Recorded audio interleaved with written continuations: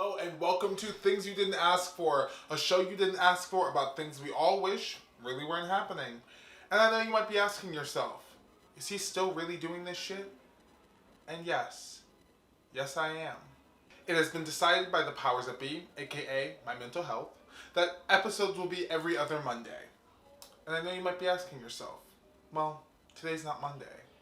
Well, I did the episode one day early so I could say this joke. Today is Father's Day, and if you're anything like me, you probably called 10 different men before you got to the right daddy. And if you're racist, you probably thought that meant I don't know who my dad is. But if you're gay, you probably were the daddy I called.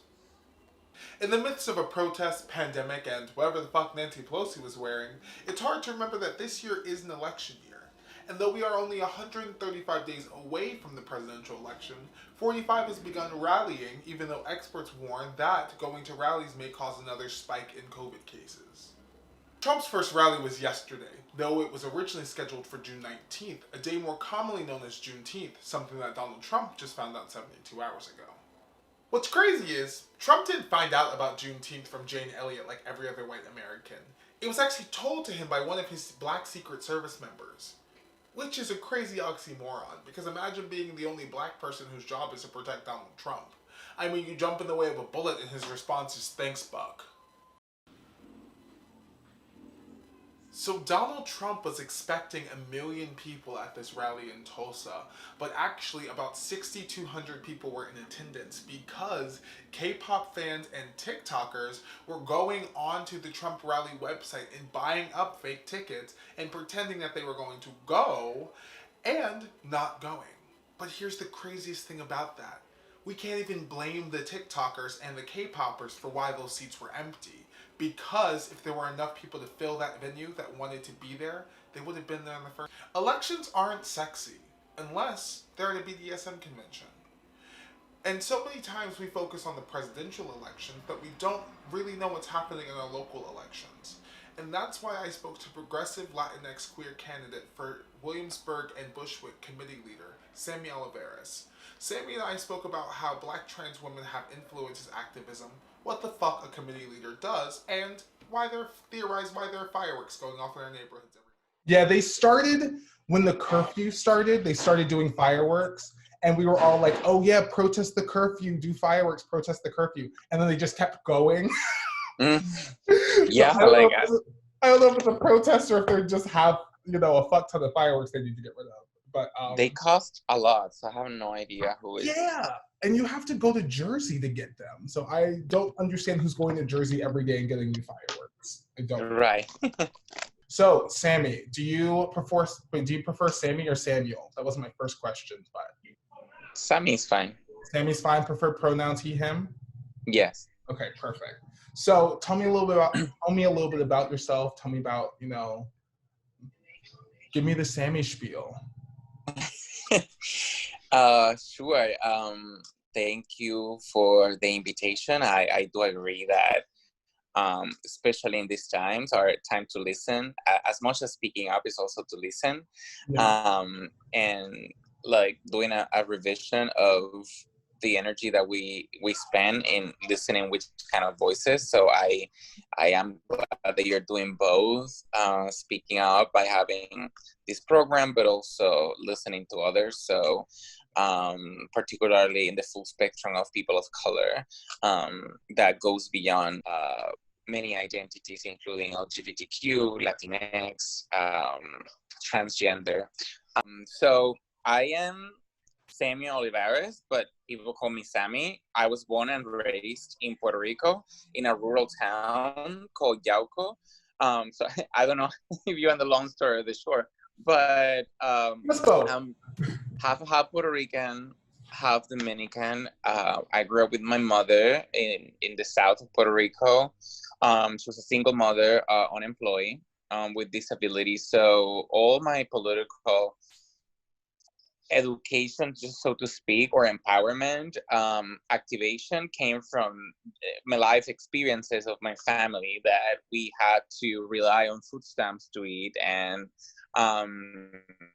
the first time that my mother was able to to buy a home and we moved was because of housing welfare, a government program. I went to public schools that didn't have books, didn't have enough toilet paper, and I was deeply bullied for being gay and overweight. So then I went to public university in Puerto Rico, and I was able to study in college because of all those opportunities, and all of them stem from government programs. So that's shaped my socialist views and the role of a strong government should play in people's lives. And I also became part of the Planned Parenthood internationally, and that was kind of my political education as well. And I got involved with sexual and reproductive rights as a peer-to-peer educator in schools. So that was kind of like an early window of global rights and human rights from a feminist perspective. And yeah, my father's Dominican. I didn't grow up with him, so a lot of my work and experience had been through that lens of gender, and coming from a family that has impacted by domestic violence and misogyny. I mean, half Puerto Rican, half Dominican. It's a culture very machista. So I got that very sense of justice since very early on. My mother was also a social worker before we became unemployed. If you help so many people, thousands of people in rehabilitation or in jails, why you didn't aspire to be the Secretary of Correction? And she said that she didn't want to. She didn't see herself in that, and she wanted to remain a social worker. And that was kind of my first early thought of that was an issue of representation in positions of leadership. And I was like, I guarantee that if my mother would be the correctional director or the governor of Puerto Rico, things would be very, very different. Not only for what her have lived, but her values, being a woman, and like her strong passion for social justice. Lambda Liga is kind of the largest, oldest LGBTQ organization in the country. And it was the one who decriminalized sodomy laws, and the ones that, paved the way to get marriage equality. So, fighting there every day for LGBTQ rights, which surprisingly for many people, we still saw a long way to go. We don't even have protections. Yeah. So yeah, that's kind of me, and I live in New York. I'm sorry. I was gonna say, I think a lot of people think that we've made it in terms of gay rights. They thought, marriage equality happened and like that's all we were fighting for. And we did it. So congratulations, you guys got it. Here's your trophy. But I mean, like even today, the march that you went to for Black trans women, like Black trans people, let me use people as the inclusive term, is so important because as we know, like the protections of Black queer and trans people are nowhere near where they are for cisgender gay people. So yeah, and that's what I arrived to New York, because I was fleeing Puerto Rico because of the homophobia. I didn't felt that it was a space I was embracing my identity, and I thought that New York was this heaven for LGBTQ people, where everyone was welcome and all the full rights. And when I arrived a few years ago, I realized I just encountered that transgender people did not have any civil rights. They were not in the law. And that was so shocking to me, that I actually came to study master's degree in human rights at the New School. So I dedicated my thesis on studying why the New York State does not have guaranteed transgender civil rights. And I interview and follow Black transgender women activists for over 2-3 years. Lala Sanel, Tanya Walker, Kiara St. James, and like the most active transgender activists, and most of all of them were Black trans women. So I am deeply knowledgeable and like in solidarity with this community, because that's where I drew some of my inspiration, and all my academic background came from that. And it took them 17 years to get civil rights protection, only until last year. And my hypothesis was that it was conservative and Republicans who were withholding that. Oh, yeah. And at the end, it was a lot of the LGBTQ gay groups that actually didn't want to help or include transgender people for a shame, for embarrassment, and because they thought that it would delay the rights for gay people. So gay people in New York got the rights 17 years ago, and they said, no, we're going to do it first, we're going to help you later. And then they became focused on marriage equality, and transgender were thrown under the bus. And that's why you have all this bursting activism of transgender people and women in New York and across the country, is because they kept fighting and organizing, and they built their own movement. Yeah. The second part of the question is problems that are specific to your district. I know that you are in Williamsburg, Bushwick. So what kind of problems are you specifically fighting for your constituents, and then for constituents in New York as a whole? Yeah, I mean, I think that the problems that we are seeing in our district in Williamsburg and Bushwick are not separated, are representative of the nationwide struggle for social justice and, liberation. So we're all, the most issue here is housing. They're all tied to, putting profits over people, right? So the capitalist system has been impacting us in housing first and foremost. Like, I believe strongly on a housing first policies. That means that housing first above everything. That should be the number one priority in any society, because from that derives your stability, your economic stability, your health. You cannot be healthy if you're living in a shelter in the street. You cannot go to schools and have children being in a stable education if you don't have a stable housing, right? Yeah. It impacts your job and all those outcomes. The other issue that we're seeing, like Bushwick particularly and Williamsburg, are it's a community that is largely immigrant community, particularly undocumented.